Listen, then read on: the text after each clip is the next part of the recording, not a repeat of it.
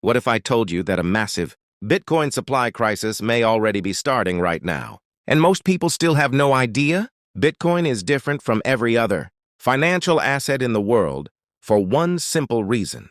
Its supply is permanently limited. There will only ever be 21 million Bitcoin in existence. No government can print more. No central bank can change that rule.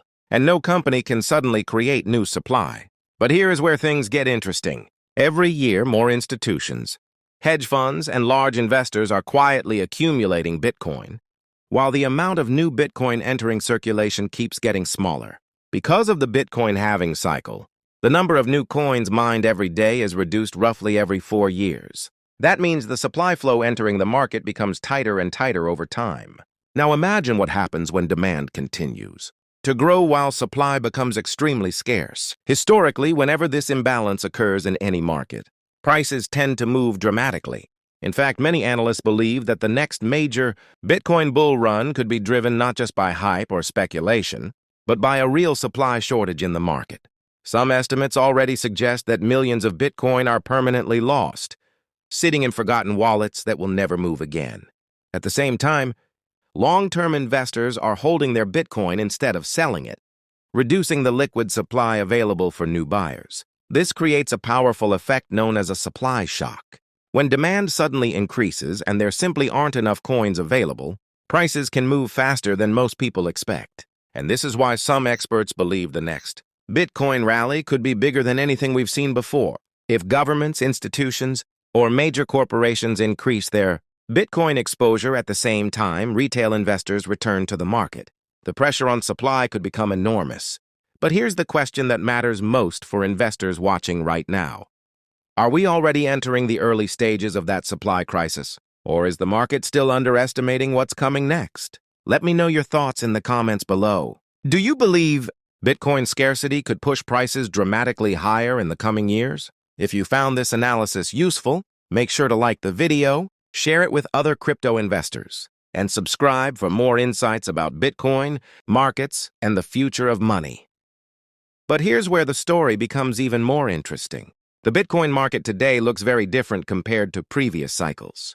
Years ago, Bitcoin was mostly traded by small retail investors and early crypto enthusiasts. But now, the landscape has changed dramatically. Large financial institutions, asset managers, and even publicly traded companies are entering the market with billions of dollars in capital. When institutions buy Bitcoin, they usually hold it for long periods of time rather than trading it quickly.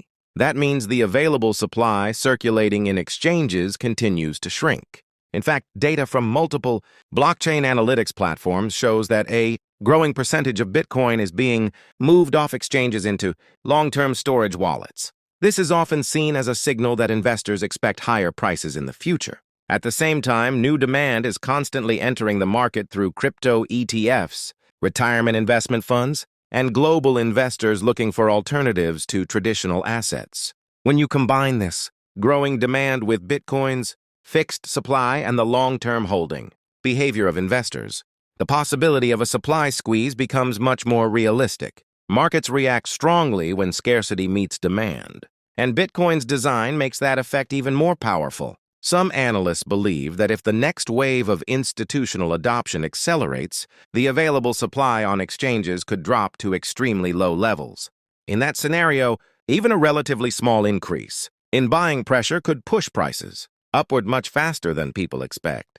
This is why many investors are watching the current market conditions so closely. They believe we could be entering a phase where Bitcoin transitions from a speculative asset into a globally recognized store of value. And if that shift happens, the demand shock could be unlike anything the crypto market has experienced before. But the real question remains, are we still early in this transformation? Or are we already standing at the beginning of the next major Bitcoin cycle? Share your opinion in the comments because your perspective matters.